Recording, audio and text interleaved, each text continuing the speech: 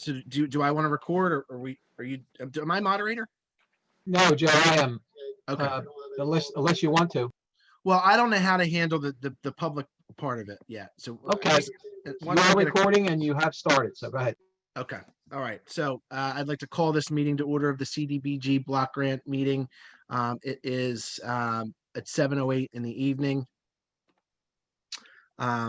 And I want to apologize for the tardiness of our start time. We had some technical difficulty at the outset of the meeting. So let's begin with turning it over to the mayor to lead us in the flag salute and to give the invocation. Yeah, let's take a moment, as we've been doing, to think about all the people that are fighting this virus.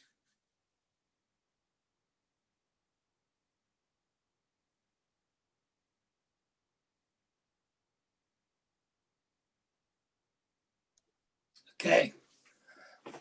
I pledge allegiance to the flag of the United States of America and to the republic for which it stands, one nation, under God, indivisible, with liberty and justice for all. All right. Thank you, Mayor. Appreciate that. I'd like to turn it over to the borough manager for a roll call. Borough manager, I think you're muted. Council President Papaleo. Present. Councilman Kyle Willis. Present. Councilwoman Lee Daly. Present. Councilman Nick Waters. Present. Councilwoman Melinda Isaac. Present. Councilman Jason McGuigan. Present. Councilman Robert Ruskowski. Here. Mayor Bob Fry. Here. Alex. Present. I am present as well. Very good. Jason, welcome back. We're glad to have you back, healthy and feeling a little better. I know you had a tough couple weeks there. Yes, welcome back, Jason. Welcome back to council. So I want to turn it over to the borough engineer to discuss some potential projects for us to focus on for the CDBG purposes.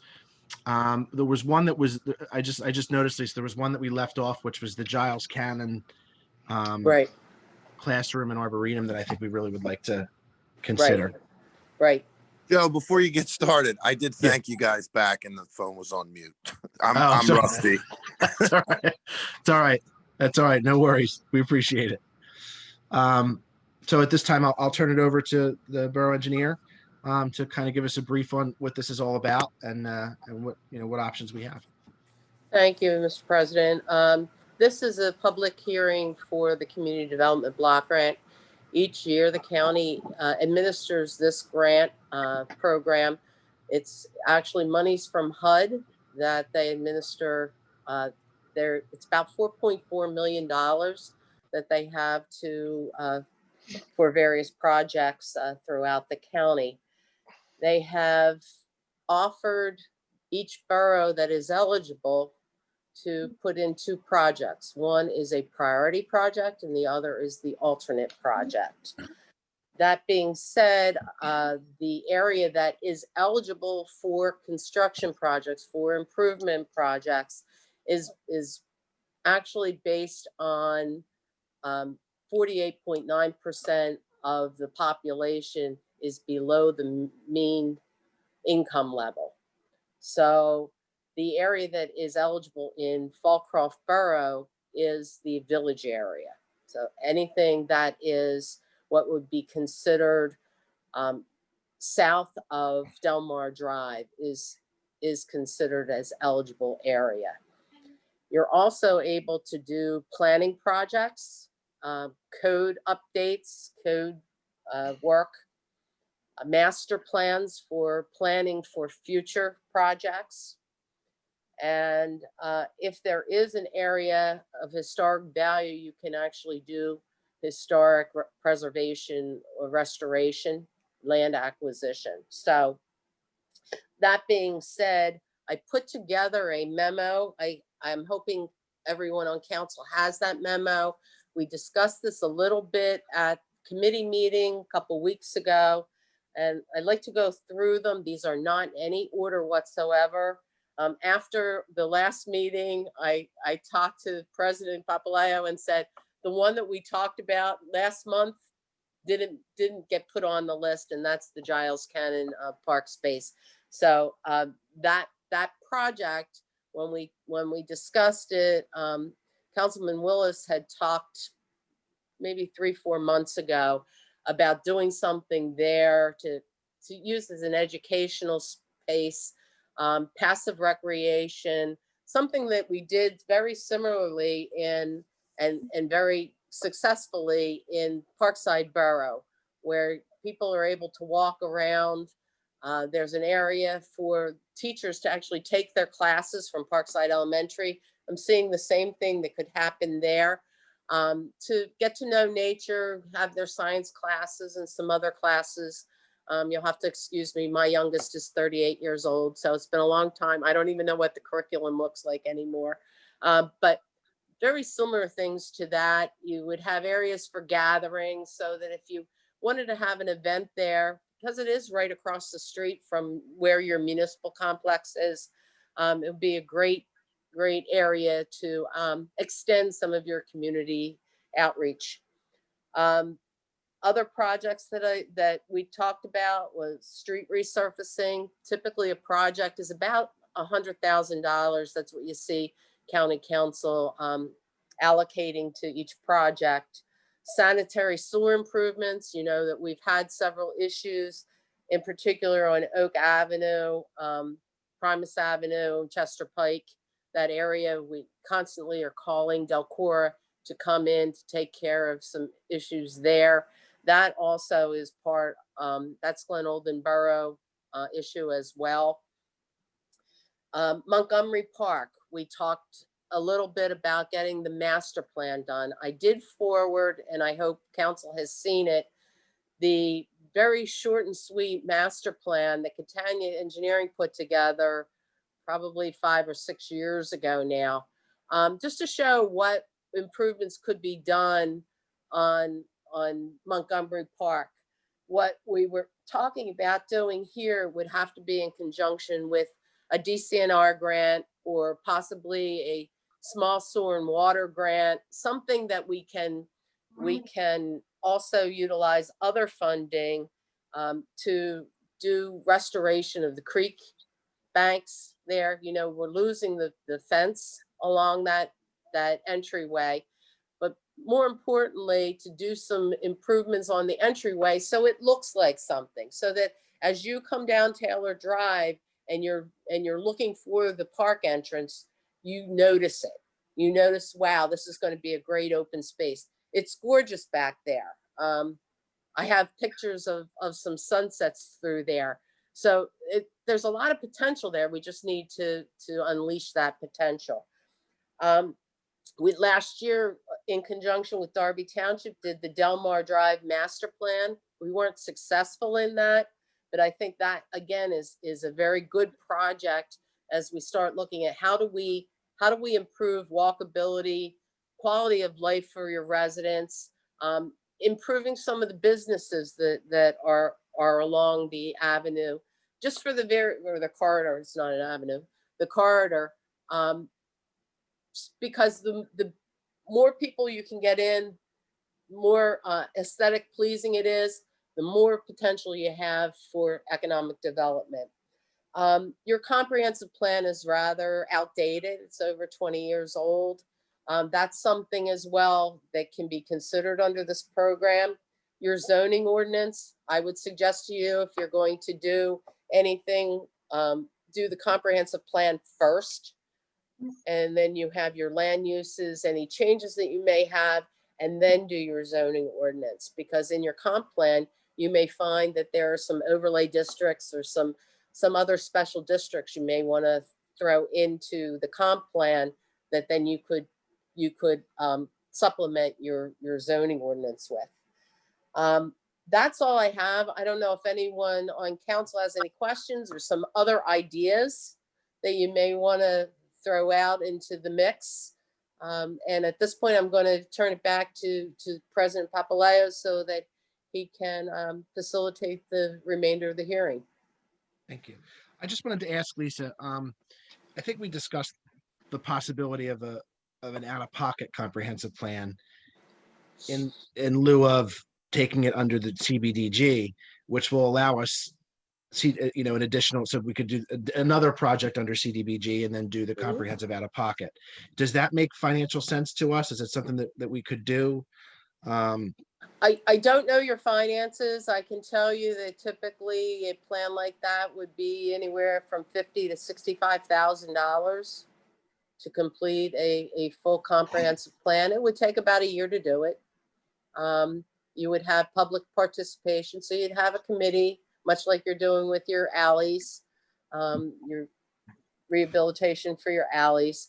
And there's many meetings that group will meet with general public just to get their input for that process. But from a financial standpoint, I don't know that I can answer that question. Okay.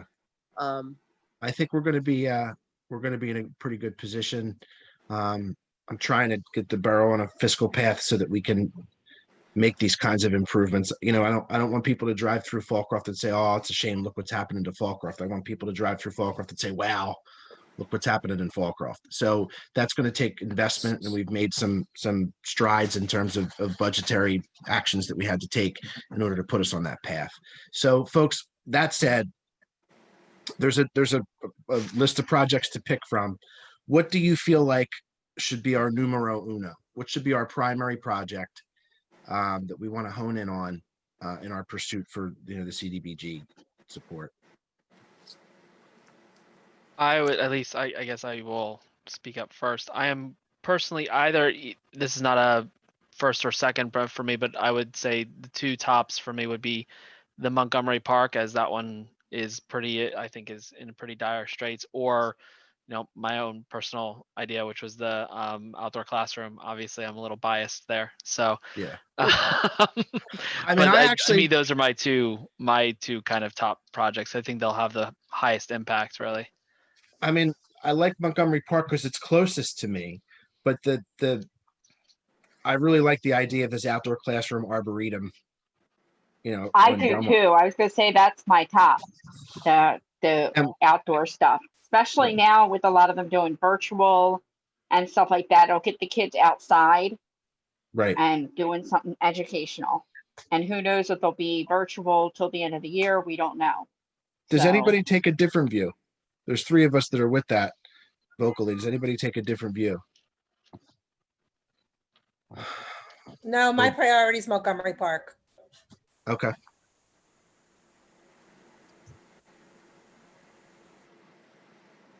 All right, so I mean, we're gonna have to make a decision. So we've got a 3-1 here. So there's still three more council members outstanding who haven't put any input here yet.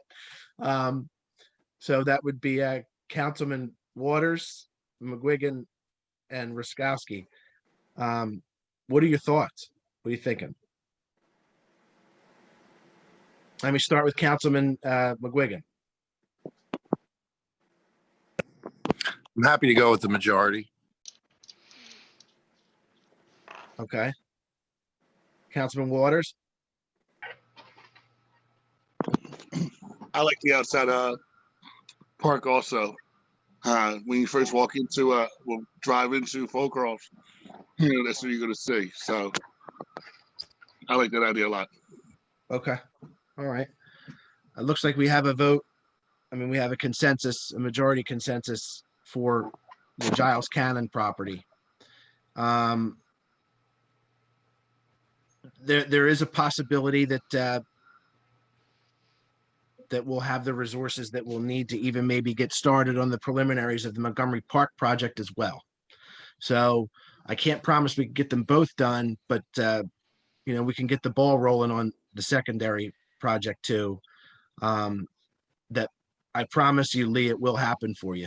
We will make it happen. But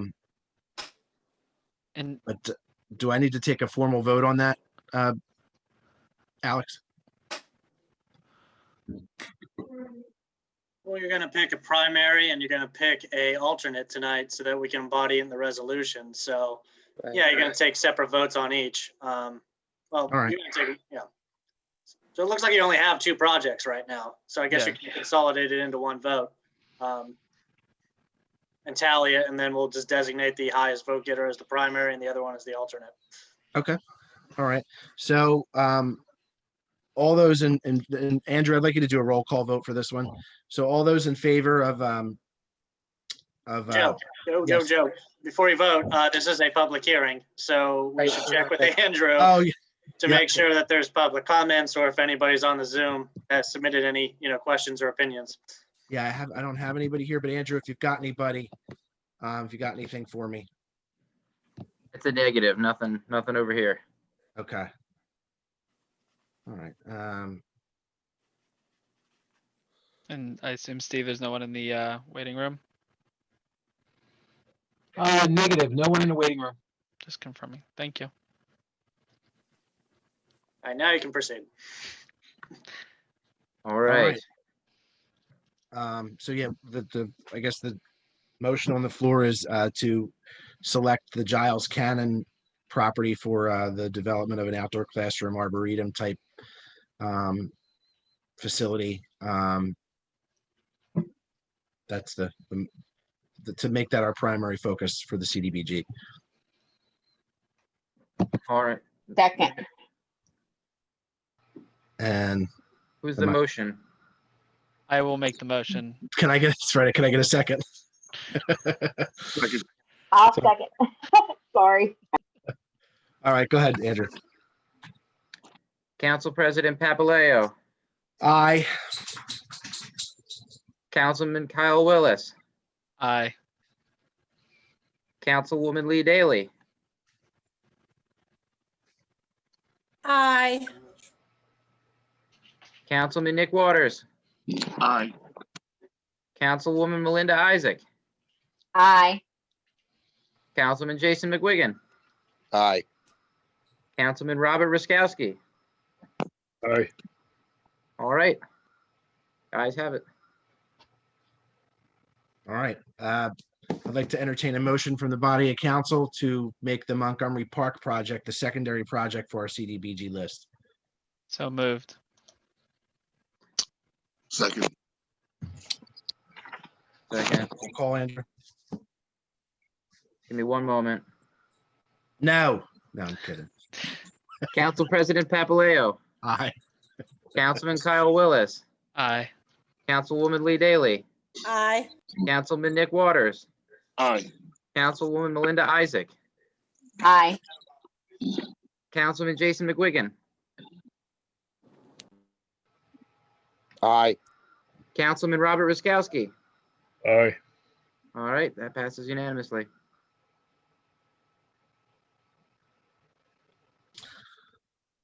All right. So that said, I think that that covers. Is there anything else we have to discuss here, Lisa?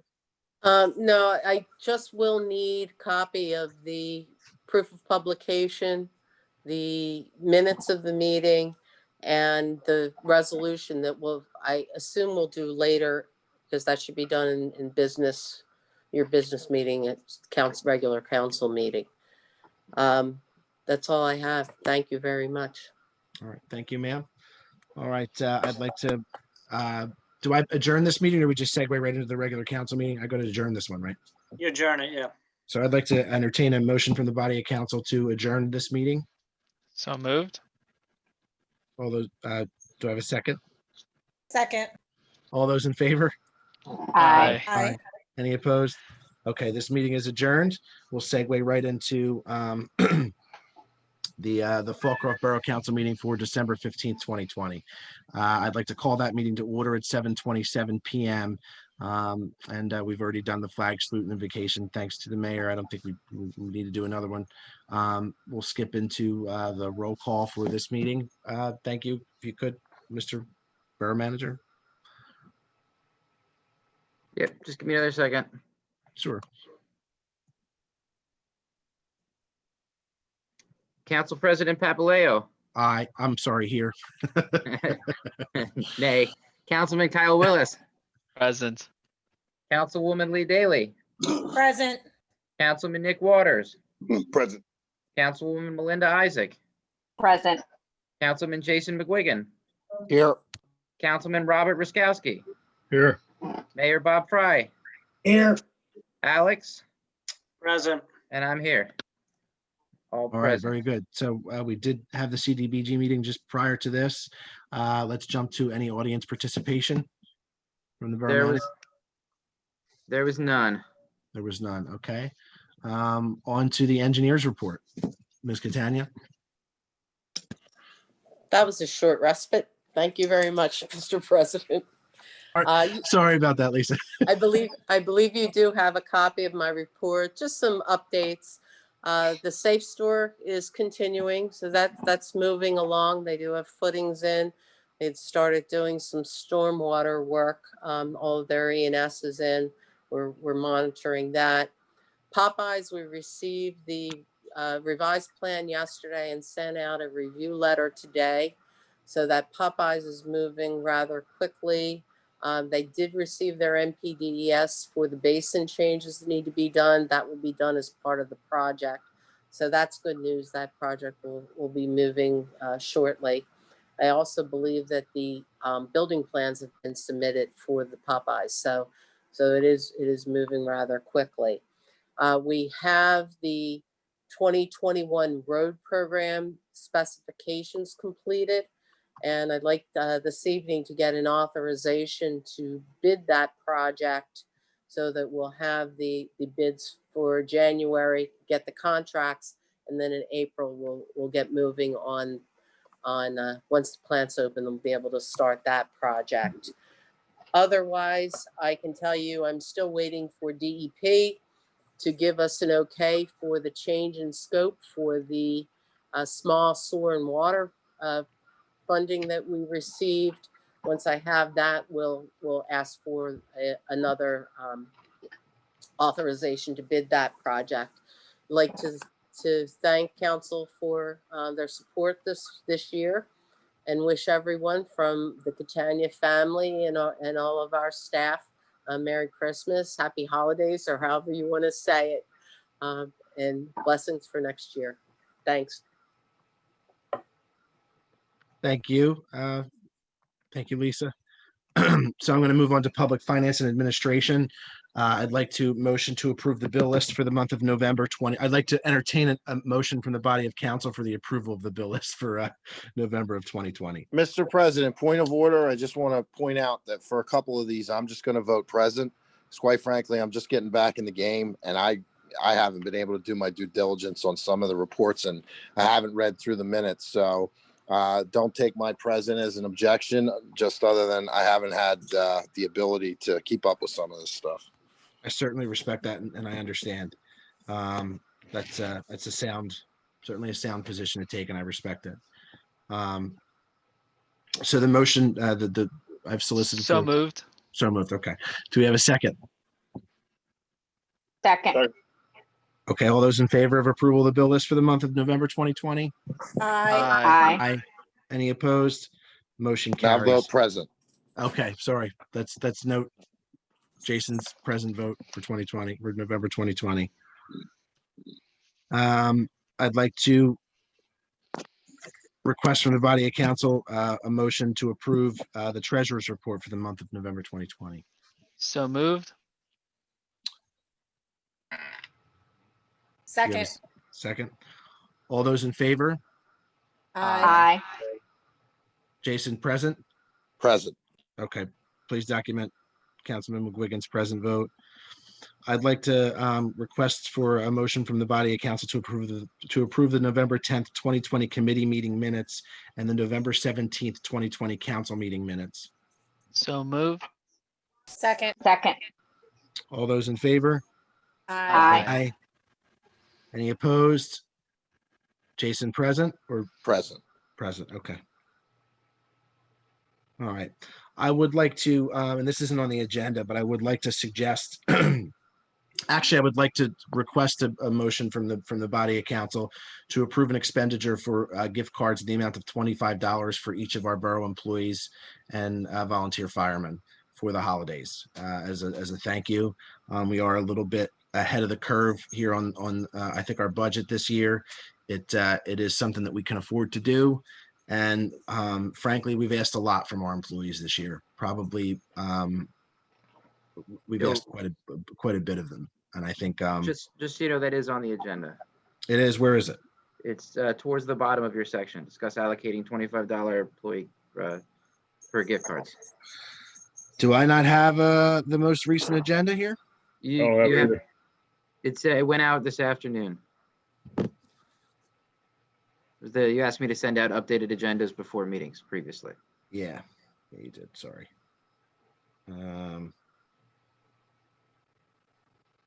Forgive me. It is here. Okay. All right, so we'll get to that in a minute. So let's move through the rest of the items here that I have. So I'd like to request from the body of council a motion to approve and advertise the 2021 Folcroft Borough Council meeting schedule. Before we do that, Kyle, did you want to add something to that? Yes, so I wanted to make a suggestion to a slight change to what was sent out. The first was to just change the name of the first meeting of the month from committee to workshop, seeing as we're all together kind of workshopping, and this is just a personal quorum problem I have with the terminology, and just naming it like workshop or agenda, something like that. And then the second was, and Alex, you can confirm to make sure that this is something we can do, to make it available for us to use that as a voting meeting. So advertising it as such doesn't have to be a voting, like things we have to vote on, just gives us the ability to vote for those meetings.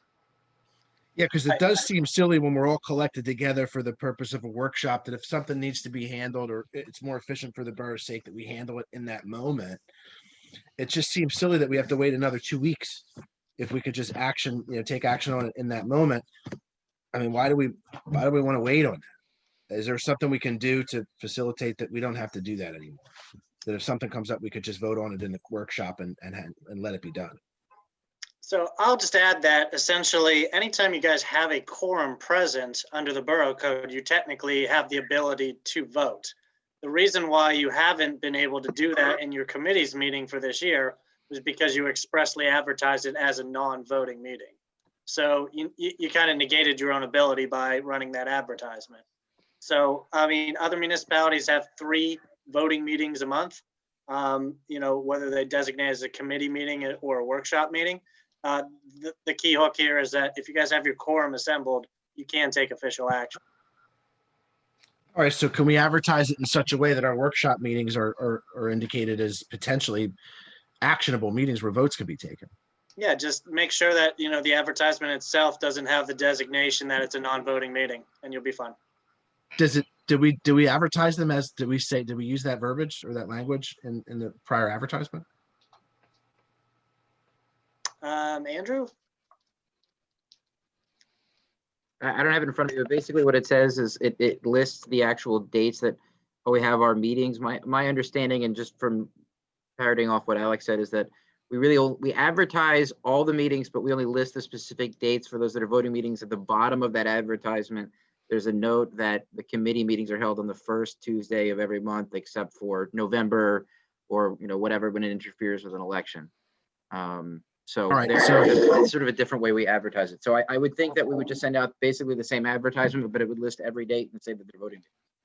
And just, you could even put a small disclaimer, all meetings advertised may be used for the purpose of actionable motions by council. I don't know, whatever verbiage Alex comes up with, he's better at that than I am. He's the lawyer here. So, but I think that's something we could do. Does anybody object to that? It just seems silly that we would be in a workshop meeting or a committee meeting and something comes up and then we got to wait 2 weeks to get anything done on that. I just think it's silly. I don't like it. Does anybody feel like we should just sideline that? And if we're at a committee meeting or a workshop meeting, whatever we call it, if we need to do something, we just do it. Does anybody object to that concept? I think that's an awesome idea, because then it will shorten the next week's meeting too. Right. Greases the wheels of government, gets things moving. Right. The only issue I foresee is if we are talking about something at a meeting and people don't have the chance to mull it around in their brains a little bit, that we might find that people in the residents are upset because they didn't know that something was going to be voted on because they didn't see it workshopped, then 2 weeks and then voting. That's the only thing I can think of. I mean, I certainly see, I see your point. I'm fine with making it something that we can do, but maybe it's not something we should do unless We we should- have to. Right, do it sparingly. Is that Yeah, what- Joe, I agree with Lee. I think you should take the approach that you have the ability, but you shouldn't use it unless it's absolutely necessary. Your other alternative, of course, is always calling a special meeting. And that requires 24 hours notice in advance, and you have to publish in the paper. So there's obviously the cost there too. But yeah, I would take the approach that Lee suggested, where you still treat it as a committee/workshop meeting. You still don't take a vote unless it's absolutely necessary that night, and move it to your general meeting at the end of the month, so that the public has notice, so that everybody has time to thoroughly think through the issue as well. But again, just advertise it so that in case something comes up that you don't, want to wait for another 2.5 weeks or need to call a special meeting for, that you can vote at that time. All right, so, Joe, may I ask a question? yes, ma'am. Is the community development block grant hearing on that list? For the The meeting next- schedule? for the next Yeah. meeting schedule, Andrew, is it? I don't have I it. believe, yes, I think it's on the same, Yes. I think I set it for 15 minutes prior to the final meeting we have in Okay. December 2021. Because that way we don't have to worry about it in December and Yep. and incur another $600 and, Okay. okay. All right, so let's entertain a motion from the body of council to approve and advertise the 2021 Folcroft Borough Council meeting schedule with the CDBG meeting added as the 15 minutes prior to the final December meeting. Do I have that motion? Can I get a motion? So moved. Can I get a second? Second. All those in favor? Aye. Aye. Jason, do you want to vote yes or? No, I was able to digest that one. So we're good. I'm voting yes. All right, thank you. Appreciate that. All right, so I'd like to discuss engaging with GoGov to provide custom mobile application and a CRM package for the borough. We went through a whole process here where we solicited for bids from 3 different companies for the mobile app, the Folcroft mobile app that we're going to have for people's smartphones, which I think is going to be just killer. It's going to also segue well into when we move into the parking permit phase. There will be things on the app for people that they can use for that as well, for overnight parking for guests who might not have a parking permit. There will be a link through that app as well. It's going to be a great method of communication with our residents. This particular rendition through GoGov has a code enforcement section where we can get our code enforcers trained on how to use this. It's just I just think it's a great thing for us. It opens up more direct communication between local government and our residents. And so I would like to discuss the engagement with that with council. Does anybody have any questions or thoughts on that? So just, Joe, if you don't mind, just a little bit of Absolutely. additional do. context. You should have received an email from Andrew with 2 quotes. There's technically 2. I went through with these companies, going through talking to them about the programs and things like that. There was a somewhat wide range. We've already kind of gone over this at the last meeting. There was a somewhat wide range of pricing, which is why we ended up going through a slightly longer process to make sure, we kind of figured out that the pricing was below the bidding requirements, and ended up basically doing a phone bid anyway. So there are 2 that are presented, which are the 2 lowest ones. They're both below any bidding requirements at all. The GoGov application is slightly more expensive, but its application is better designed. It's not that there is any difference in features. It's just that there is a difference in design and execution, so that the app works a little bit better. I also had some concerns with the second company where their application that they were trying to show me didn't work, and there was a lot of issues, and the websites they were working with weren't up to date, and so I wasn't confident in their ability to actually provide the service they were offering, since their exemplar case was an application that wasn't available and wasn't working. So that kind of shook my confidence in their ability, even though their price was a little bit lower. And the other application does have some other abilities. The code enforcement is a separate package that could be purchased at a later date if we wanted to go down that route. but it had those extra little things that we could get that if we wanted to, and it was slightly better designed and the functionality was a little bit better. So it was kind of my recommendation that we go with GoGov, even though it's slightly more expensive. I mean, I'm with it. I mean, I was able to see the difference. And like I said, GoGov has that code enforcement angle that we might not use at the outset, but it's there for us when we're ready. So what do we need from here? Do we need a vote to engage with them? Yeah, just a motion to approve engaging in a contract with GoGov. Okay. And just so also the GoGov one, I think we are good to start with them as far as payment is in the next year. They'd start the process. Obviously, we're so close to the end of the year. They'd start the information collection. We'd sign everything, but then the first bill isn't going to come due until 2021. So just Is it billed monthly or is it a one shot pop? It is billed. It's quoted out as monthly. I think we could probably do it all in one thing. There's no difference in the pricing. It's just one's times 12 and one is per month. So, but their quote states it as monthly. What's that? Could we get a total on that? Yes. For the CRM and the notification, which is the application portion, that is annually $5,040, or a monthly total of $420.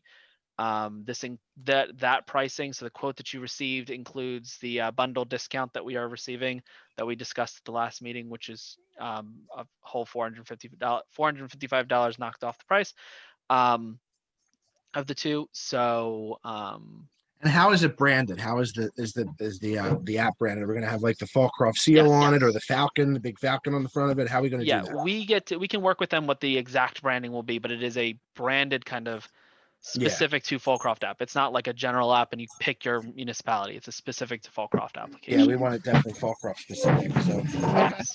Cool. So that said, that's all the stuff that I think is important to the point. I'd like to entertain a motion for us to engage with GoGov. So moved. Second. All those in favor? Aye. Aye. Any opposed? Any present votes? So Jason, you were an aye? You're good? I was an aye. All right, very good. All right, so I'd like to move to the next phase. Before we motion to authorize the advertisement for an ordinance setting the 2021 tax millage rate, Mike, can you talk to us a little bit about reassessment, millage adjudication, where we're at on that, so I could just have people understand what this will mean and what this millage. Sure. Mr. President, real quick, point of order. Yes, sir. I had an email correspondence with Kyle today. Kyle, I thought we weren't voting on this till the 31st. We are not voting. This is the advertisement. So we're approving for it to be advertised so that we can vote on it for the 31st. Fair enough. Copy over now. Yep. Right. So what we had to do was the county on December 1st gave what your total valuation was based upon the county reassessment. And it came in at $383,021,900. So in order to remain revenue neutral and meet the budgeted real estate tax budget of 2021 of $1,920,106, we had to calculate what the millage would be on that so that it would remain revenue neutral. So it hits that number, that face collectible real estate number. And that would bring you in at basically 5 mills, 501 mills would be the set millage rate for 2021. My question on that. So you said 1,920,106. Now, is that taken off the actual? Because in 2020 it was 1,745,551. That would be a real estate increase. Yes. So it does represent an increase in so the millage that we will set will represent an increase in property taxes. So my question then is, Alex, do we have to do two ordinances here? Do we have to set it at 5.1 to keep it revenue, whatever, do we have to set it at the revenue neutral point and then do another ordinance to set it at the increased level? Because I'm confused about that. Can somebody explain that, how that works to me? No, it'll be encompassed in one ordinance, both aspects. Okay. So if you had other increases in millage rates as well, you would encompass that in one single ordinance that you're going to pass. Okay. So yeah, for our purposes, it won't change at all. You'll just have your ordinance along with your, well, there'll be a second ordinance that will adopt the 2021 budget, but then there'll be the second ordinance that just has the millage rate increases. Okay. In this case.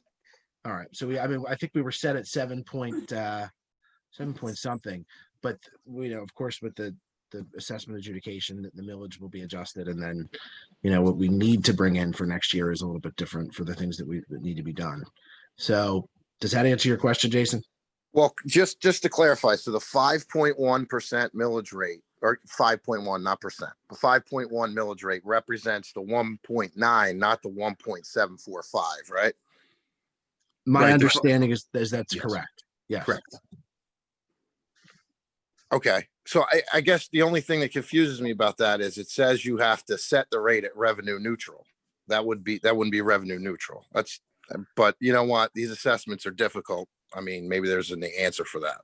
No, I think it would be revenue neutral based upon the reassessment of the county, the 383 million. So then we wouldn't have to set the millage at all then. No, you would, because you have to get to that number. Okay. You have to get to that number at face.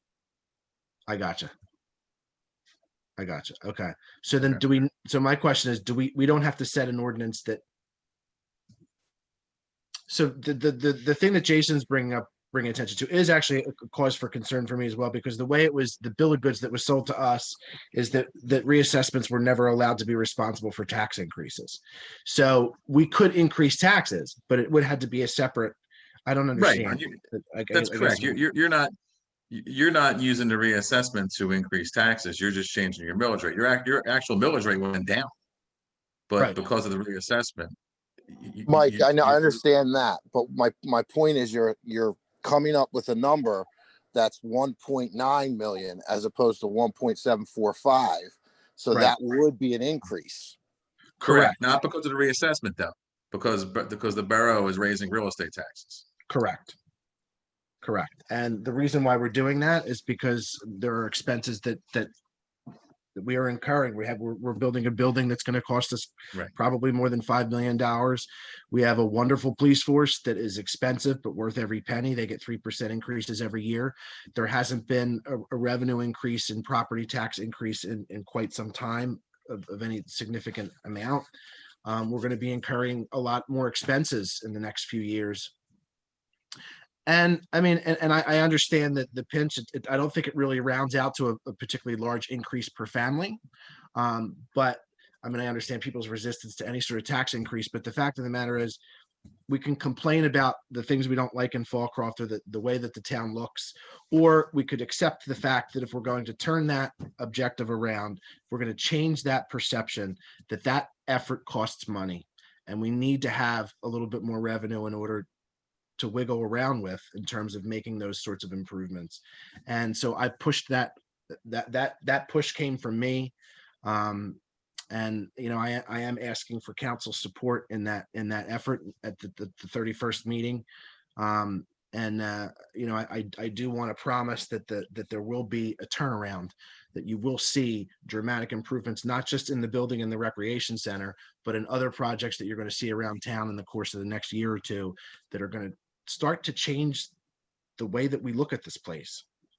And that's a really important part of turning a situation around. So I appreciate the question, Jason, and I do want to be clear that this is going to represent, I don't want to go into this with blinders on. I want everyone to understand that this will represent a slight increase in property taxes.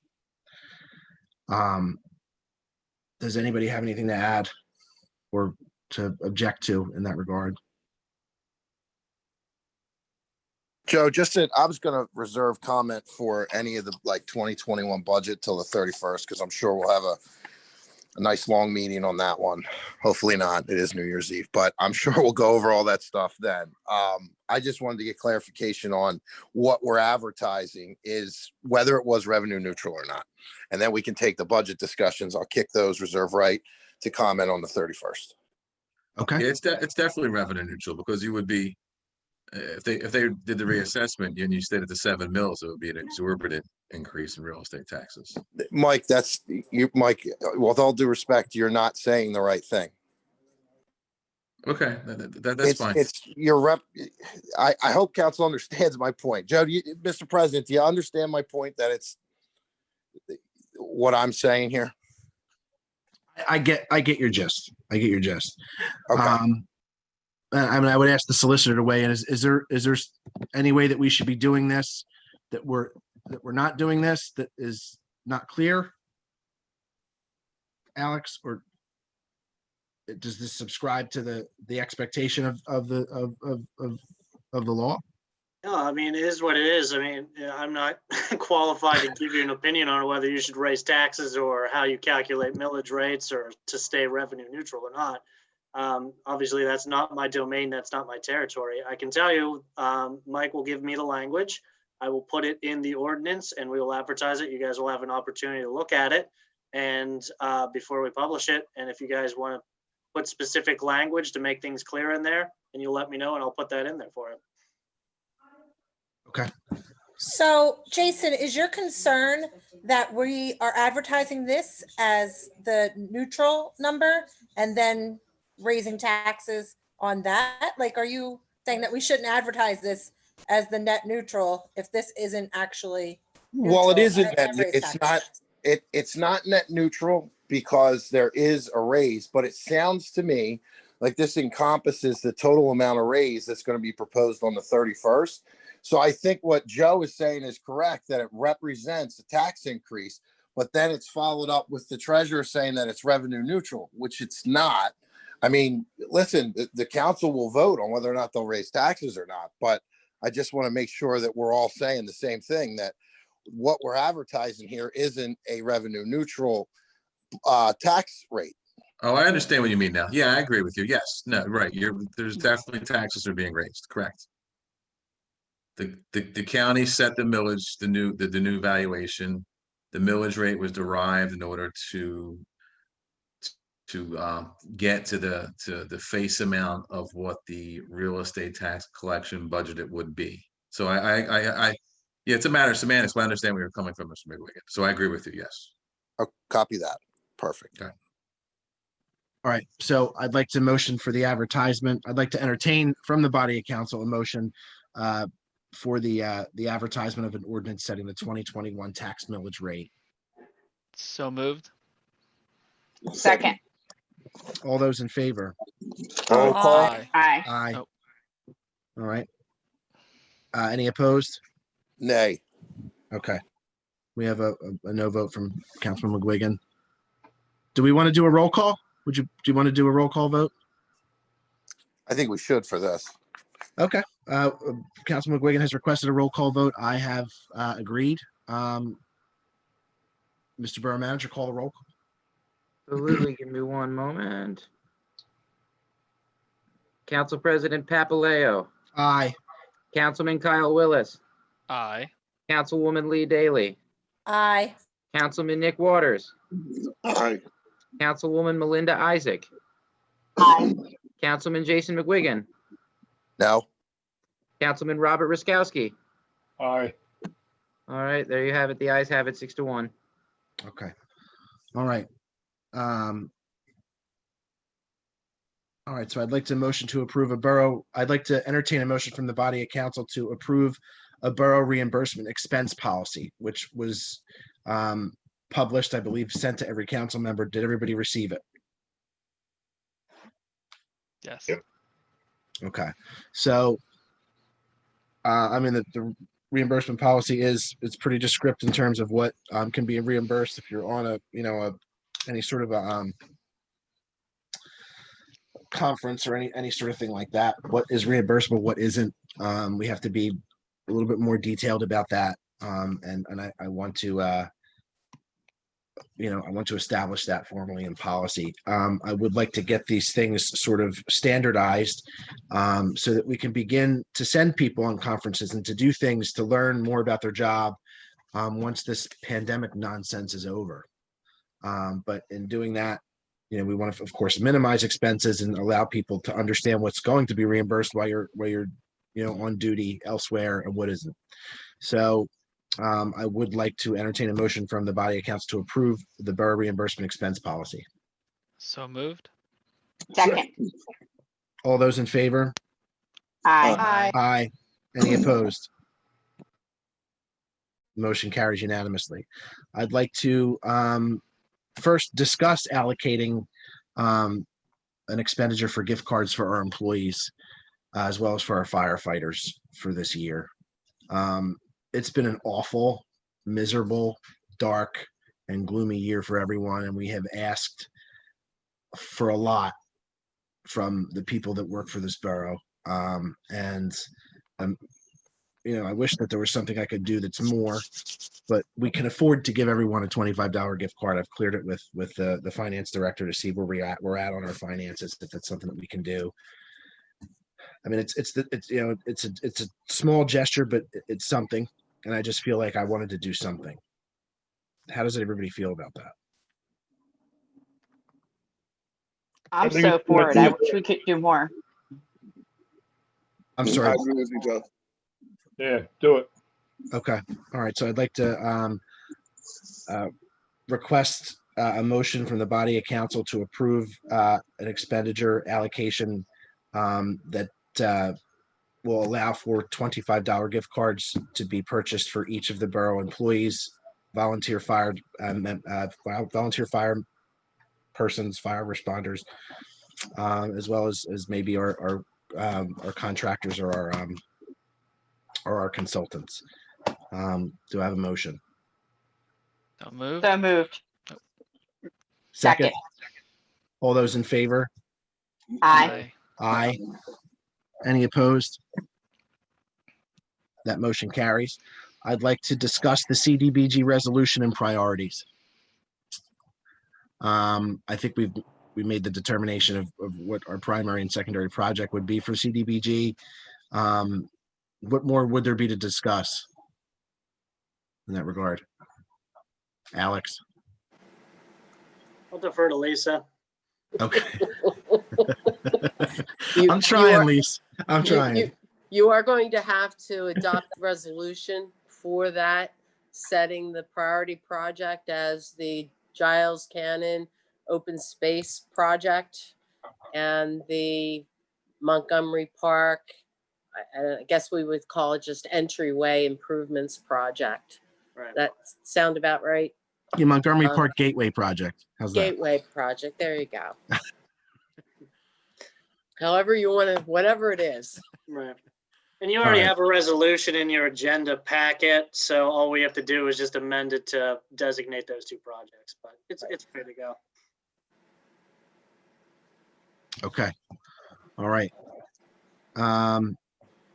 So do I motion to do that now, or do you have to write the resolution and then we do it later? How do we do this? No, it's a resolution. I mean, unlike an ordinance, you don't have to advertise them. So, I gave you a draft, we set the parameters. You're just gonna, pass it with your specifics, and then I'll change it and send it out for your signature tomorrow. Okay. So I would like to entertain a motion from the body of council to approve that resolution. Setting the Giles Cannon Outdoor Classroom and Arboretum project as our primary focus for CDBG, and for our secondary focus would be the Montgomery Park Gateway project. So moved. Second. Second. Thank you, Councilwoman Isaac. All those in favor? Aye. Aye. Any opposed? All right, that motion seems to carry unanimously. I'd like to pass it over to Councilman Willis for Public Works. All right, so the bid for the backhoe bids were open today. We received one bid, which was the price number was above our what we were hoping to pay. But the actual backhoe was far exceeded the standards we were looking for. So it is much newer. It has much fewer hours. Sean has taken a look at it. I think we had hoped that he would be able to be here to kind of weigh in on this, but it appears he was not able to get here. Actually, let me interrupt you for a moment. Steve, is there anybody in the waiting room? No, sir. Waiting room's empty. Okay. All right. So, Andrew, I don't know if basically the idea here is we can accept this. So there's a couple options. We can accept this and figure out how to pay for it. We could choose to not accept it and put it back out to bid again. We have a couple options available, but we are now entering the winter season and have already needed to rent a backhoe so that we can do the snow preparations. So we would prefer, or I would prefer personally, to have one that we can use so we're not having to go out and rent one every time we need one and be at the whims of rental services or other people who would be loaning us them. So we want to discuss what our options are here for kind of affording this if we wanted to go for this one. Just a couple questions. What do we have? We have some allocations in this budget currently, this current 2020 budget so we have about $35,000 budgeted for this. I can find out exactly if you would like. And but yes. Mike, are those financial resources still readily available? Yes. Yeah. Why don't do we have the option? And this is just, I don't mean to dominate your time. This is your time, You're Councilman. I apologize. Is it possible that with this vendor that they would allow us to put the $35,000 we have budgeted for this year as a down payment and FI the rest of it? Could we FI the remainder? Andrew, as the person who had the discussion with the bidder, I know that they had mentioned the possibility of financing, but I do not know the specifics of that. So if you would mind elucidating this conversation with some more details. Yeah, so he was supposed to send me, I'm checking now, because sometimes these things don't come up pretty quickly on my phone, but he was supposed to send me I'll enter something real quick. He was supposed to send me a list of how this would work exactly, but the company that's selling this happens to be a rental company already. It's called United Rentals, if you saw on the list. They already do this, so it's actually pretty easy for them to finance. So we could very easily spread this out over 2 or 3 years. And Alex, feel free to jump in. My understanding is that council could approve this bid tonight with the understanding that it is only accepted if we're able to spread it out over a time period that's acceptable to council. Correct me if I'm wrong there, Lisa. And that our highway foreman agrees that it's a good piece of machinery. Yeah. And I'm sorry he's not on here. He would like me to relay. He's still down there now, I guess, but he said this isn't exactly what we were looking for. We were looking for a 2006 or 2007 backhoe. He expected probably 5 to 7 years of use out of that backhoe. I don't know about the hours offhand, but Lisa might. Lisa, I think, will. But this is newer. It's for $51,000, a little over $51,000, which is more than what we were expecting. But it's a 2012 and it's got 1,800 hours, which Alex described as being, quote, barely broken in.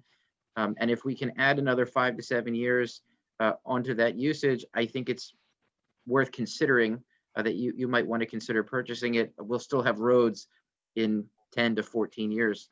So hopefully, I mean, we're going to get use out of it. We'll find use for it for sure. Okay.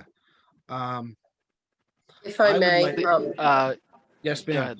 I just want to make sure that if you do decide that you are going to purchase this, that it should be contingent upon a mechanic inspection of the piece of equipment before you would finalize the sale.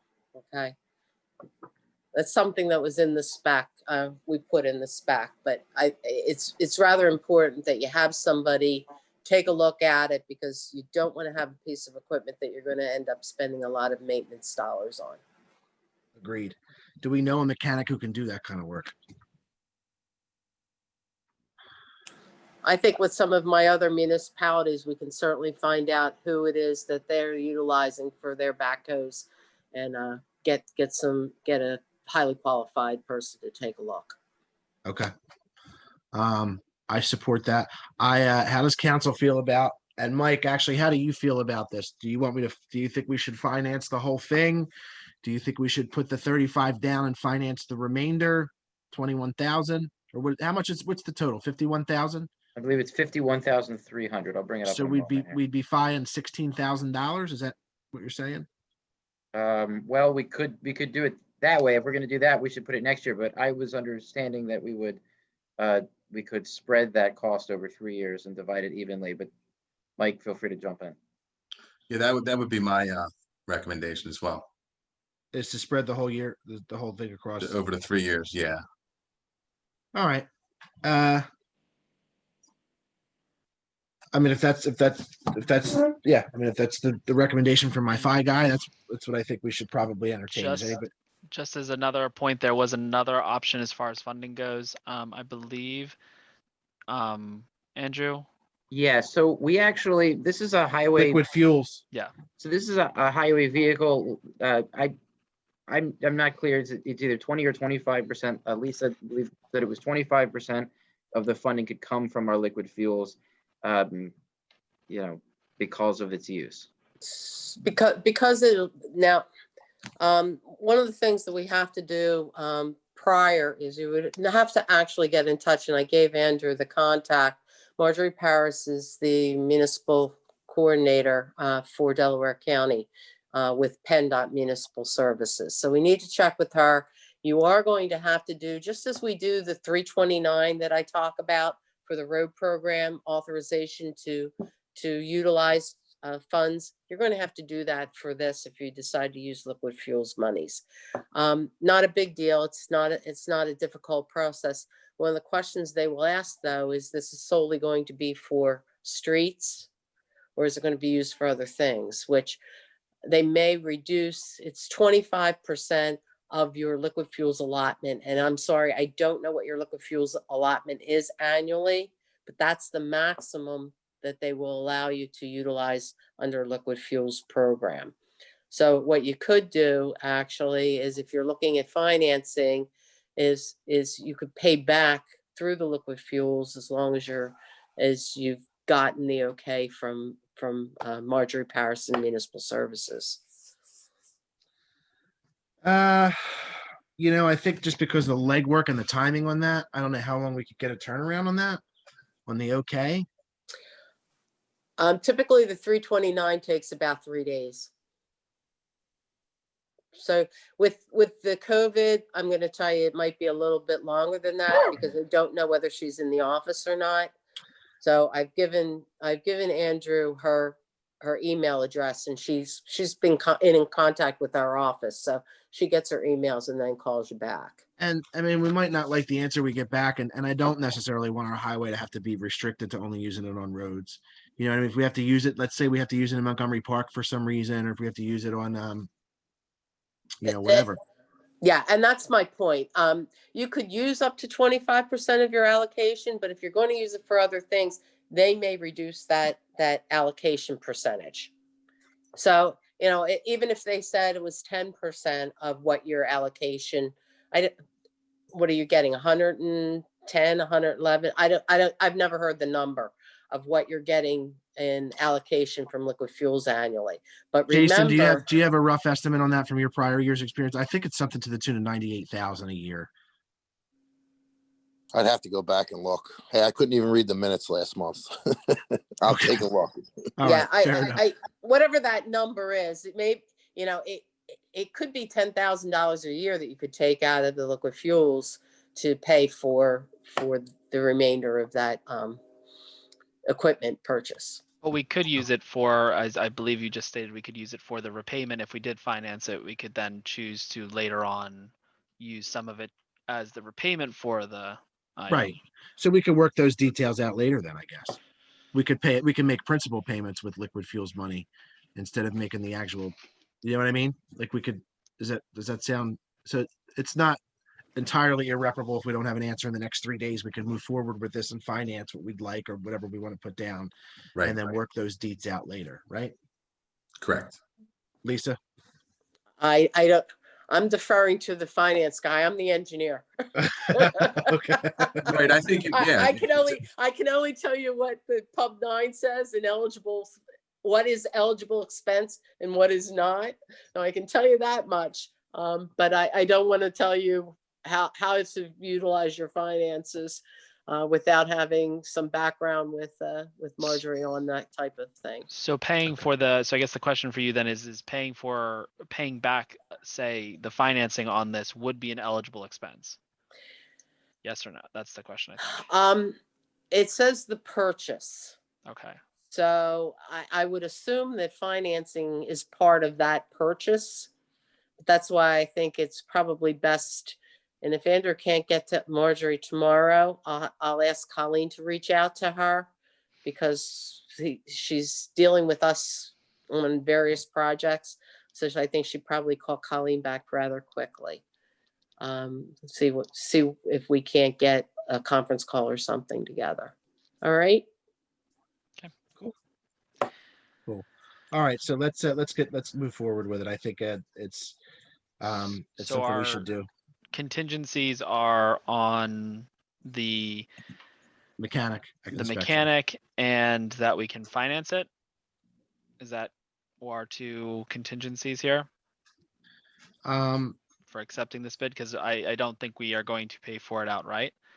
No, but I still think we should put, how much, Right. Mike, how much would you say we could afford to put down on it?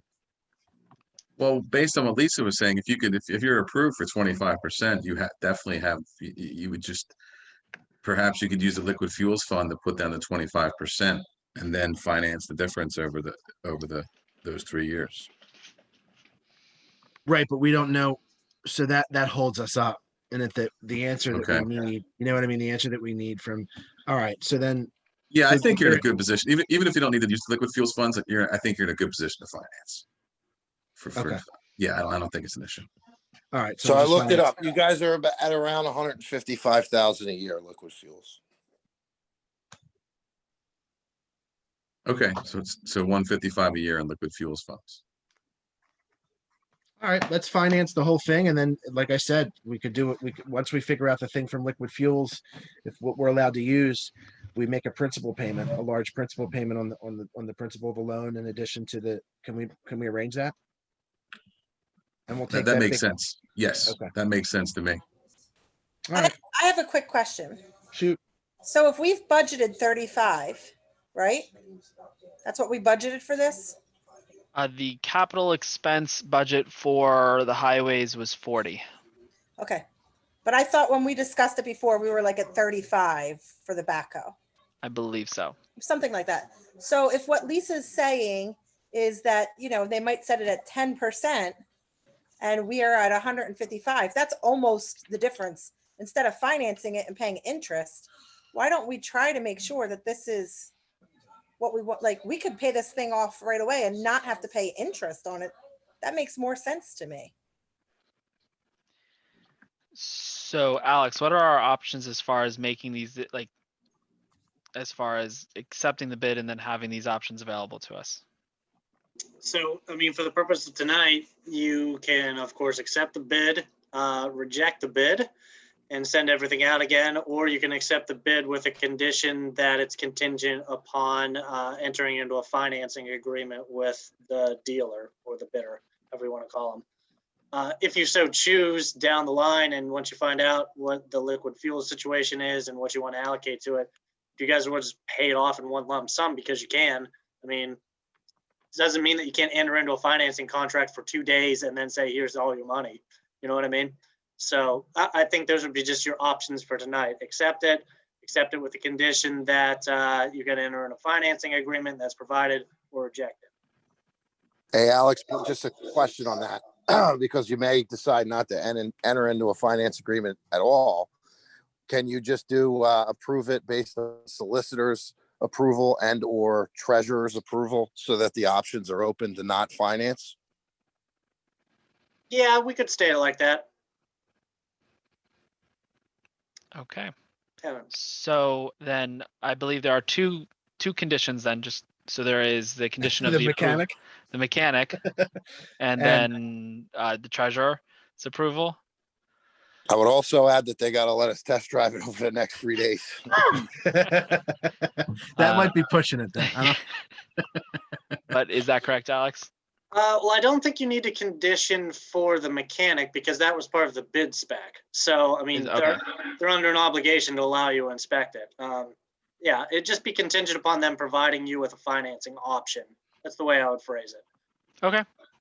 Because again, you don't have to exercise the option, but you need to have it in writing through your acceptance here that, we're not going to enter into the contract if you don't make a financing option available. Okay, and then that allows us to choose to pay for it outright or accept the financing offer. Exactly. Okay. Okay. All right. So then I would like to make a motion to accept the bid from United Rentals for the backhoe condition upon them providing a financing option. So moved. Second. All those, so Kyle made the motion. He's allowed to make the motion. So we have a second from Councilman Waters. All those in favor? Aye. Any opposed? All right, that motion carries. I think we have ourselves a backhoe finally. Okay. And then second item for this section. So little bit of background. We had lost our cleaning service provider around the last public meeting, voting meeting. And then we had decided to, on a contractor basis, hire the person who was doing the cleaning. They have chosen to not actually want to do that. So we are back into a position where we don't have a regular cleaning service for Borough Hall. And so I believe, Andrew, if you can correct me if I'm wrong, but the people who have been doing the cleanings for COVID cleanings has provided us with a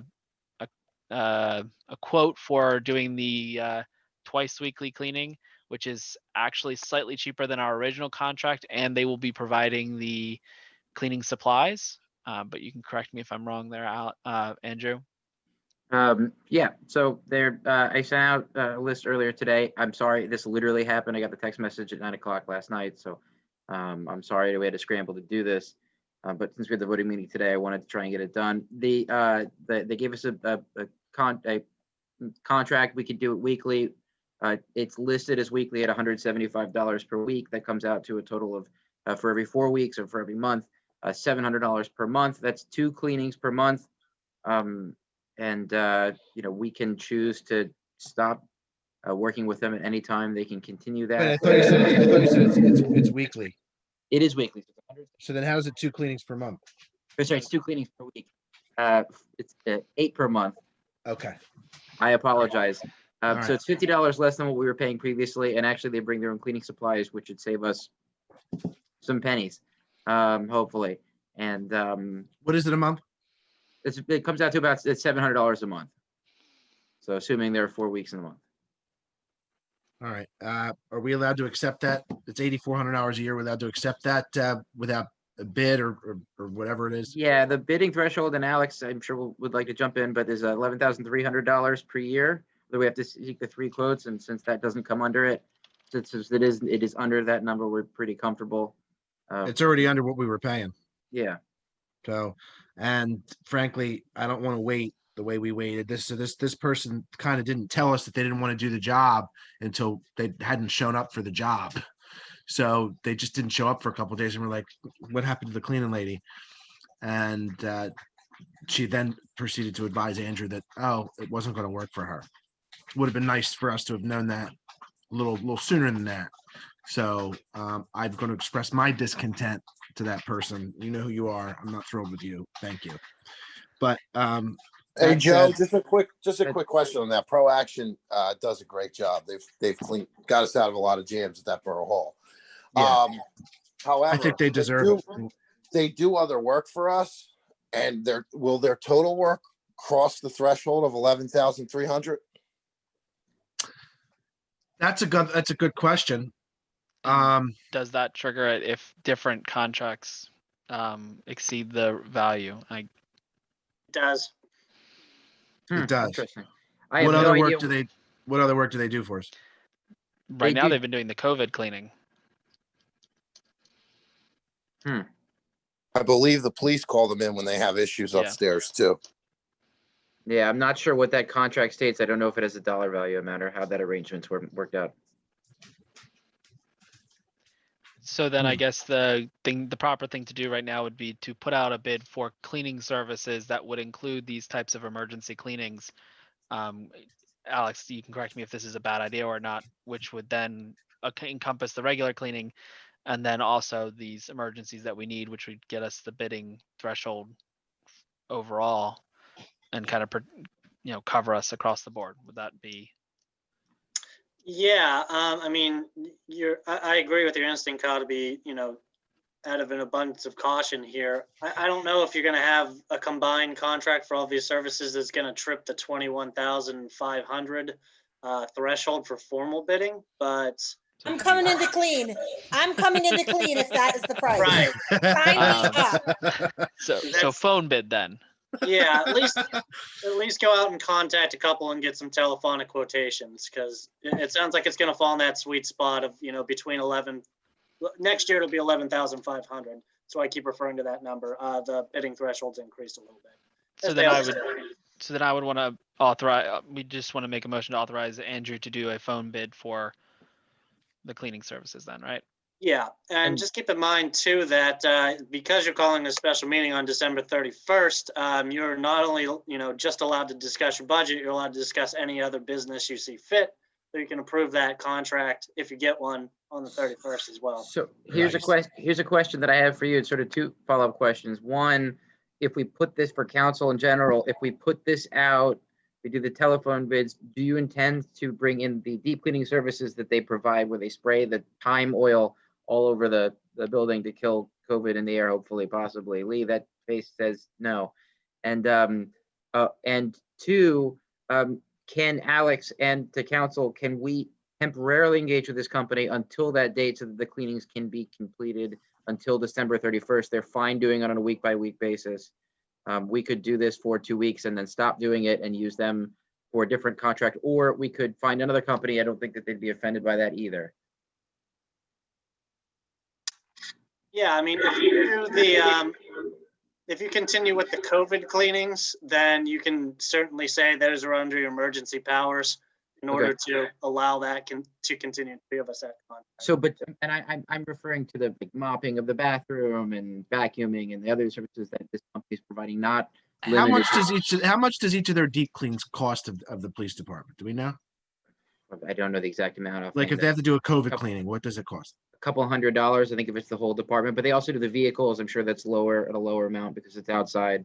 I don't know if it's done. But that's work that's actually work done that's outside of the contractual agreement.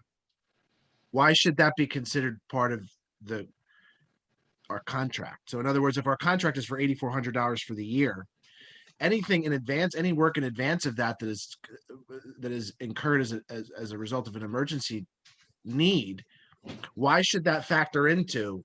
It's not even part of our contract. It's work that we're asking them to do in advance of their contract for an addition, for a new need that has arisen. So is that still going to put us over is that going to still trigger a threshold limitation? Well, the question is, do you have an actual contract with this company for the COVID cleanings, or are you just using them on an as needed basis? We use them as an as needed basis. Okay. See, in my opinion, that's different, right? You're just using them as a one-off. If you had a set contract for a year basis, 6 months, however you wanted to say, with the same company, and then you were to hire them to provide a different service under a different quote unquote contract, and yeah, that's going to trip it because you can't separate out a contract in order to avoid the bidding threshold. But you're right, Joe. I mean, if this is just a one-off as needed basis, that's not, a continuing contract that's going to rise to that monetary level. So then I'd like to entertain a motion from the body of council to accept the offer for the $8,400 a year to hire Pro Action as our cleaner for the year. Motion. Seconded. All those in favor? Aye. Aye. Aye. It's done. It was a good question though, Jason. Got me thinking. That was good. And I believe that is everything for me for the public works section. Sorry, I stole that. You're fine. Not a big deal.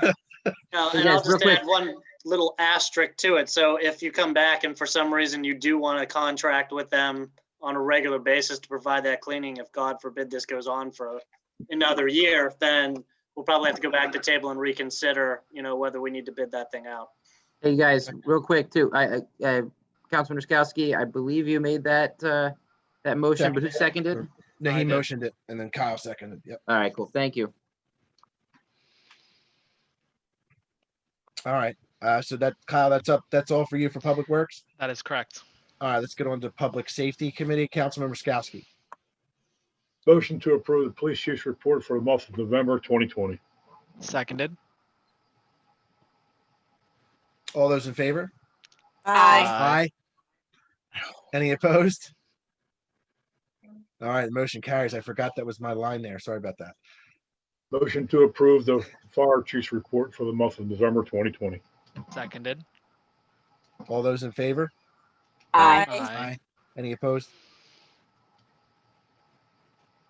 Motion carries. Motion to approve the fire marshal's report for the month of November 2020. Seconded. All those in favor? Aye. Aye. Any opposed? Motion carries. That's all I have. Thank you, Councilman. Appreciate you.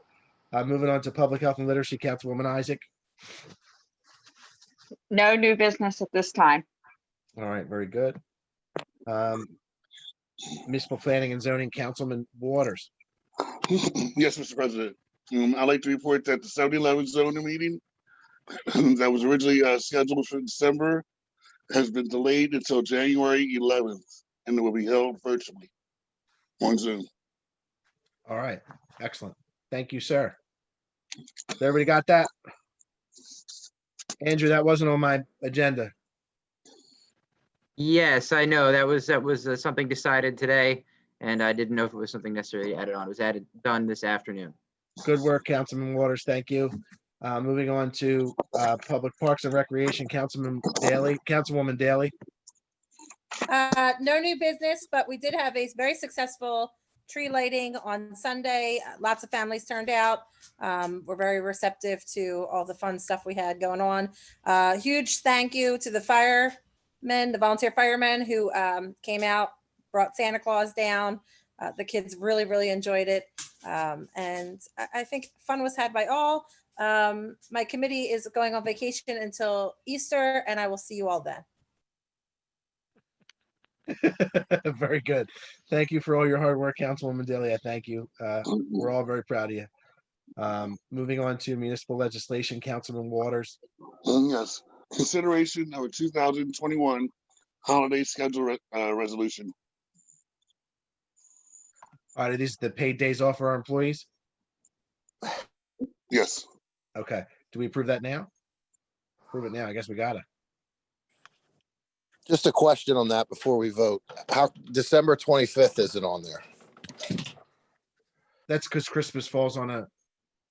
But like you see other ones that fall on a weekend, like we pay them forward. I think July 4th is the other one. I don't have it pulled up, but I think it's July 4th falls on a weekend, and then we pay them on a Friday.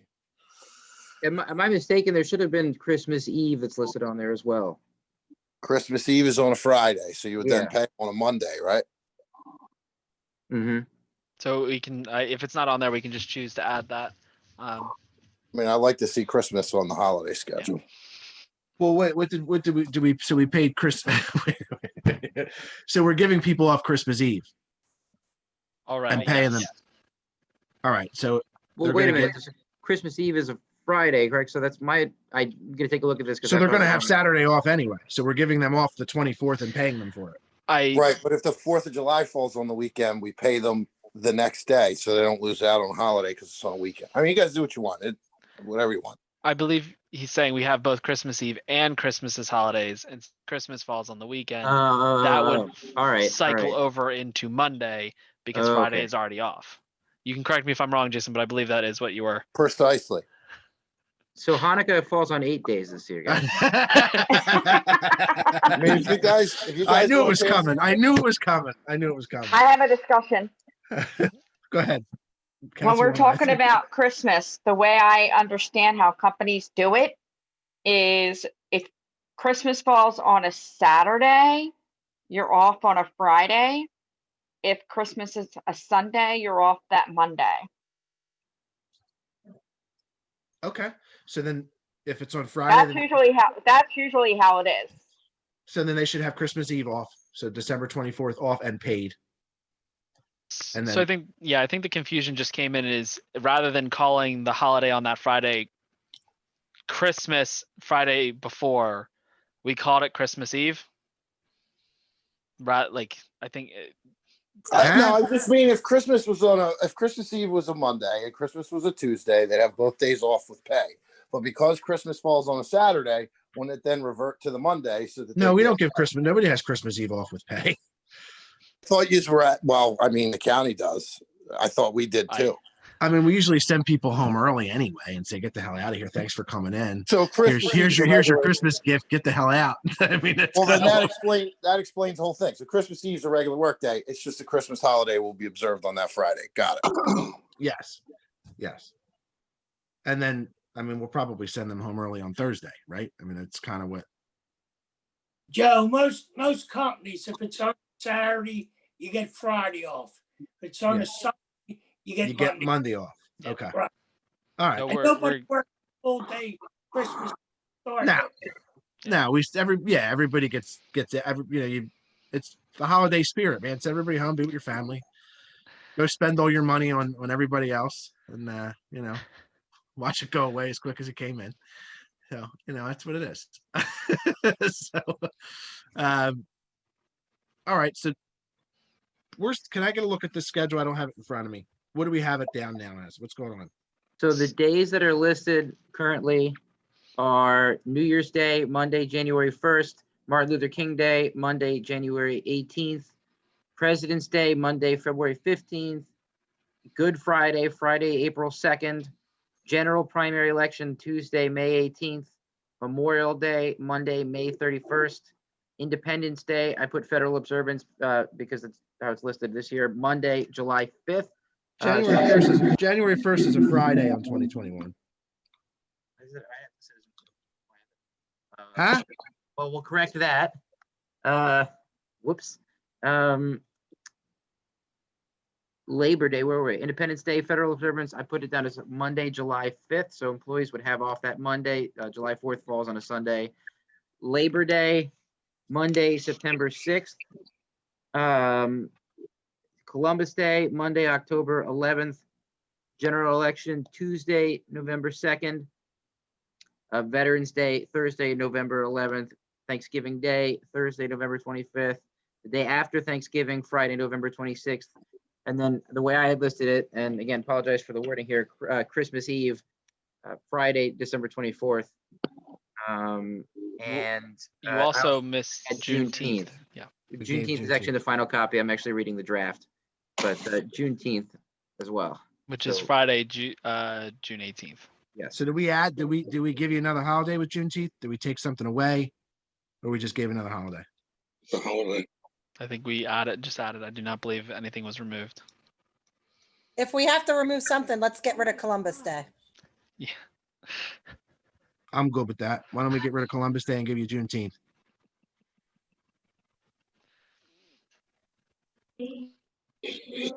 Sure. Are you asking me? Are you telling me? Or are you asking members? I mean, I'm asking members. What do you think? I mean, at the very least, my vote to a no, but you guys do what you got to do. Well, I mean, I'm an Italian. He was no kind of an Italian. He worked for the Spaniards. Well, we can rename it to an indigenous person. It was a traitor all his life. So what we'll do is we could scrap that lifelong traitor. And does anybody object? Yes. You asked. Well, I mean, Jason, if you want to leave it, we could suggest changing it from Columbus Day to, I believe the other naming for it is Indigenous Persons Day. Or we could do this, which is not take anything away and give. I would be a yes vote for that. You'd be a yes vote for that. Okay. That sounds better. All right. Can I suggest changing it from Columbus Day to Indigenous Peoples Day? Right back to a no vote. I mean, if we're making suggestions, I think honoring the legacy of someone like Christopher Columbus personally is not the best choice, but All right. All right, he still isn't Italian. You don't have to insult him. I mean, I'll take care of that. But he was a traitor. Anyways. So, all right. So I think let's not take anything away. We'll give Juneteenth without taking away Columbus Day. Is everybody okay with that? Yes. I'm good with it. So, do I have to vote? Do we have to vote on that? Is it? We have to, yeah. All right. So call the question, Councilman Waters. I'm sorry. What was that, Joe? Can you call the question for the motion to approve the holiday schedule? You make the motion. I'm sorry. I have to make a motion for the holiday for the 2021 holiday schedule resolution. 2021 holiday resolution. Yes. Okay. All right. I'll second it. I'm sorry. This is my phone. I apologize. All right. That's all right. All right. So we got a second with the motion and the second. All those in favor? Aye. Any opposed? All right. Good. I also, Joe, have a resolution to amend the Folcroft Borough schedule of fees to add to the application and administration fee for liquor license transfer applications, I'm sorry. Okay. So what does this entail? Can somebody tell me more about this? So this was just an administrative resolution. All you're doing is amending your fee schedule to have a charge for an applicant that wants to transfer a liquor license into the borough. So, okay. What would we like? What do we want to set the charge at? I just suggested that we just match the conditional use application fee because in essence, that's essentially what the applicant is doing here. You guys are going to have a hearing. You're going to have to pay for a court reporter to make a transcript of it. And you're going to have to pay me to write a decision for the person as well. So yeah, set it at that fee and just treat it as conditional use. And I think Lisa, it was like $200 something. Oh, I could be wrong. I thought that was $1,000. Correct me if I'm there you go. All right. All right. So that's cool. Can I a motion to do it now? I'd like to entertain from the body of council a motion for a resolution to amend the Folcroft Borough Schedule of Fees to add an application and administration fee of $1,000 for liquor license transfer applicants. So moved. Second. All those in favor? Aye. Aye. Any opposed? Done. On to new construction, Councilman Willis. All right, so just some quick updates. We had originally intended to attempt to get the loan closed on today. The bank came back with some extra paperwork, Alex, I believe that you are working on. So as soon as that's all tidied up, we should be good to close on the loan, correct?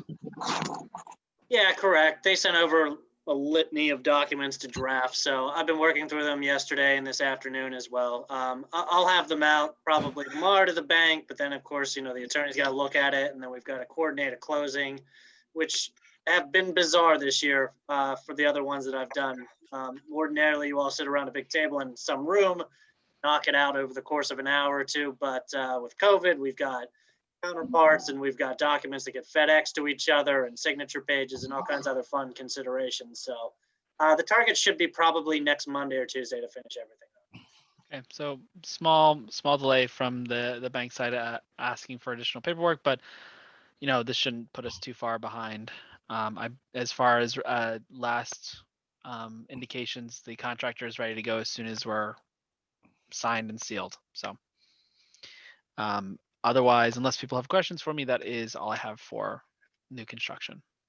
All right. Anybody have any questions? All right. Moving on to parking permit and paving committee, Councilman Willis.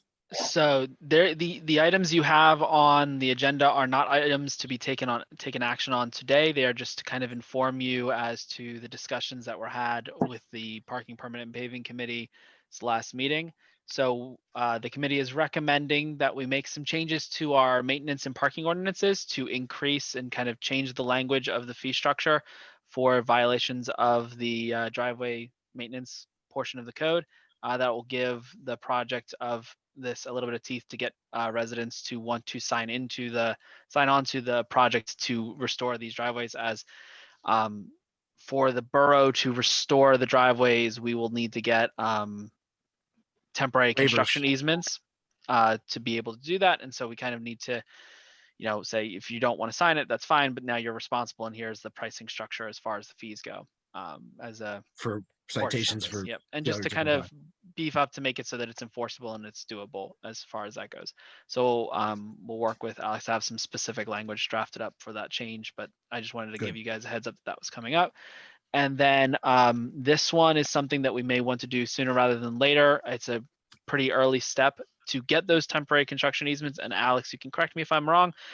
We need to have at least a basis for what the value of the property is that we will be doing the construction on. So this would be the driveways.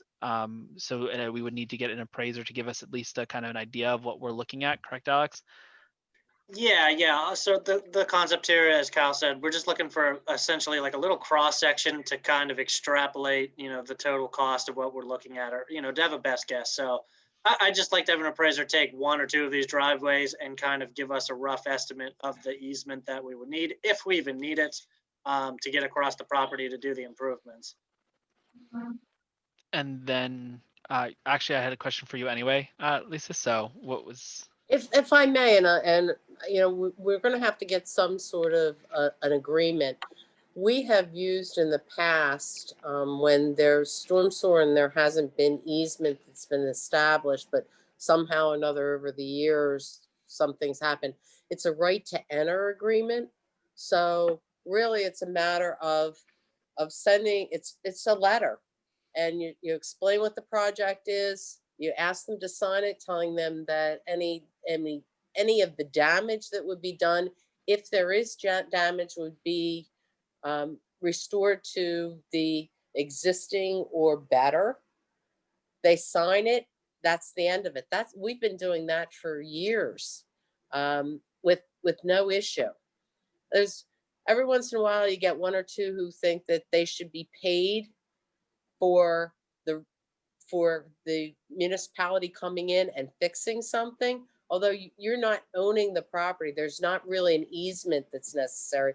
It's a right to enter for construction purposes. So it'd be either a temporary construction easement where you're not actually valuating any of the ground because you're not retaining any of those rights to that ground. Right. And I agree 100%, Lisa, but I can't, from a legal position, also say we can't, don't do your homework to make sure we've got a reasonable estimate of the costs. Because in that unlikely event that someone pushes back and says, I'm not giving you access, condemn my property, pay me the fair market value, I'm going to have to do so. So, I don't want to give you guys false numbers or just say, it'll be fine. It probably won't happen. So we just kind of need, a rough estimate so that we can be prepared for that event when it occurs. We're just going to build the asphalt up all around your property, and when all the water pools in your driveway, you're getting fined $1,000 a day. Thanks for your cooperation. That's all. Bye-bye. So we want to I think Alex will be back in court with that one. Yeah, that'll cost triple of what you took to pave the driveway. Yes, I really want to do that. Yeah. So we will so we'll need to consider that. I assume why has everybody got to rain on my parade? What is it? Because it's fun. Alex, both of these items are probably going to come up in the January session. I just wanted to give everyone a heads up of the discussions that are being held for the parking permit and paving committee.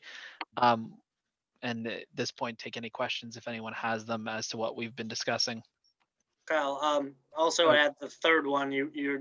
They did discuss and they're putting together the parking ordinance itself too. Yes, and also the parking ordinance. I apologize for not remembering to put this on here. So we discussed started to begin the discussion of pricing and structures and all that kind of stuff, and we'll have a finalized kind of product to show hopefully for that January meeting. Hey Kyle, quick question. Yep. Are you getting any pushback from the committee or any comments about people who say that they don't understand why this is only for people with driveways? So far, we are going to start, and I'm planning personally to do a more public version of this in January, to solicit more public input. The members of the committee themselves who are from the public are, I believe, both people who own the driveways. So they obviously are not asking that question. In any conversations I've had with residents, I haven't had anyone kind of make that comment. Well, I just like to offer it because I know it's been out there in the ether. And if anyone Yeah. asks that question, I would say that they could drag their trash cans to the front like we do. And then problem solved. Yeah. And so, I mean, we have had some comment from some people about actually extending the parking permits to places that don't have driveways. No, that was my question. Yeah. That was my question. So there has been some interesting input for people who want parking permits that wouldn't necessarily have to pay for them otherwise, which has been an interesting thing for me to experience. I did not expect that little bit of Well, request. I think it's a good point because here's the thing. I mean, like, you don't solve parking problems, you just move them. So if you solve a parking problem in one neighborhood, the problem just moves somewhere else. So are we going to have just people parking all over Old Folcroft? Do we issue free permits to people in Old Folcroft who don't necessarily need them? So unfortunately, we cannot do that. This is a long conversation that we had in our committee meeting about it. You cannot create two, and Alex, you can correct me on my language here, two classes of people who have to pay for it and people who don't. That would be, as Alex put it, unconstitutional. So unfortunately, the price has to be kind of across the board. Anyone who's in a zone for parking has to pay the same amount.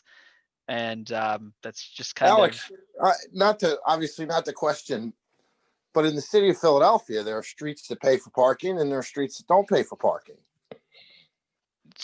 Right, but what you don't see, Jason, is how the funds are allocated resulting from that. So I'm not to, I really don't want to go down the rabbit hole on any of this today because I think we've had about 3.5 hours of conversation just amongst the committee. So things are being worked out, things are being looked at, but that's kind of, at least I would say that's kind of where we're going right now. We'll come back with solid information we can debate, and then we'll have the public input hearings as well. I mean, again, I've been on record as supporting the parking permit program, but obviously with that caveat does change things for me. And it all falls back to, if the money's going to be used to fix people's driveways and then they want people to pay that don't have driveways, well, then that just changes my opinion on it. We have no intention. So, and just to clarify, Jason, because I believe we may have gotten our signals crossed there. The only zones that will have the parking permits under the current discussion are the zones with driveways. It's just that we couldn't expand that to areas that don't and then give them free parking permits. If that makes sense.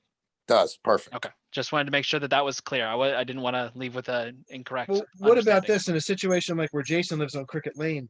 Those houses were not provided with off-street parking in their deed. They don't have a garage they can park their vehicle in. They don't have driveways in some cases.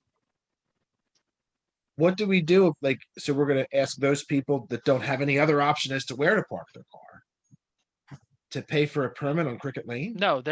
So they do not have common driveways. So they would not be a part of the zoned area that would have parking permits. I gotcha. So only the properties that have common driveways, those roads would be in the area of parking permits. So Ashland, Cricket, most of Old Folcroft, the exceptions would be Lanwell and Gardendale and Glen. If it came to it after we solved the parking problem in Folcroft, if solving one problem creates another in Old Folcroft and we have to institute parking permits in Old Folcroft, can we allocate those Old Folcroft parking permit revenues to the general fund for things in Old Folcroft? Okay. That was a discussion. You can adjust set percentages of income if need be to different projects. That is something that we could do. Jason, does that make it a little more palatable? Yeah, because now you're not subsidizing, in my opinion. Right. So these are conditions. I think for right now, the committee's recommendation will be to just deal with one at a time. If we find we create more problems than we're solving, we can then, attack those problems once they show up. I don't suspect many people on Taylor Drive, like the 1100 block of Taylor Drive, are going to be parking their car on Ashland Avenue. I might be surprised, but I do not suspect that's going to be a major problem. So well, Kyle, I'll tell you, and it's funny, I was thinking the same thing. I will tell you that where we're at on Ashland, it's only ever happened once where a Glen Olden person parked there to avoid permits, and one guy. So, And that is actually, so when I made the comment about residents wanting parking permits outside of those areas that we were considering, was entirely due to the Elmwood Avenue problem, where the Glen Olden side has parking permits for Glen Olden, but the Folcroft side does not. So that was the complaint. So we have already kind of gotten those considerations coming towards us. Just for a little perspective, I don't know if it's helpful. I went to St. Joe's University, and they required people parking on campus to have student permits. And I literally parked a mile away and walked in from Lower Merion rather than purchasing a permit. Yes, I but don't know if students are a different breed of people. They are very much different. And I wouldn't brag about that. I wasn't bragging. I was just commenting, believe it or not. But unless there are any other questions about the discussions of the parking permit, I do not want to extend this meeting longer than it needs to go. It has nothing to do with Hanukkah, Andrew. Seeing none, I would suspect that I am done for the night, Joe. Okay. All right, excellent. So I think that's it. I think we've got to get on to the police chief's report. Chief. Oh, wait a minute. One more thing. What's this for the appraiser? That was what we were talking about, having bringing somebody in to give us an estimated value of the property so that we have something to work off of if we have to end up talking to people giving us problems about wanting money for their property. It just gives us a number so we can say, well, yes, it is worth this amount, but we're already doing this amount in repairs, so that covers that value. So go away, don't bother us. Okay. Would be All right. That's not a bad angle. All right, sorry about that. Please, Chief Bear. Sorry. Yes, thank you, Council President. Just want to go over, things are slowing down for this month right now, getting towards Christmas. Everything's working out pretty good. Our drug guys are still working out there, getting a lot of stuff done. There's some stuff on the table that we have that are coming in, but we're just in the beginning stages of it. As far as anything else, I hope everybody had a great Thanksgiving and hope everybody has a great holiday, Merry Christmas, and that will be it. All right, thank you, Chief. We appreciate you. Moving on to the solicitor's report. I do not wish to belabor any kind of points this evening, seeing as I'm looking at the clock here. I will just say happy holidays to all, and I will see you on December 31st. Very good. Finance Director's report. Hello? Yes. I'm sorry. Just reconcile. We reconciled all the bank statements through November, so we're caught up to speed on everything. The cash accounts look good. We transferred money from the real estate tax collector account in order to satisfy payroll obligations through the end of the year and meet the police MMA budget.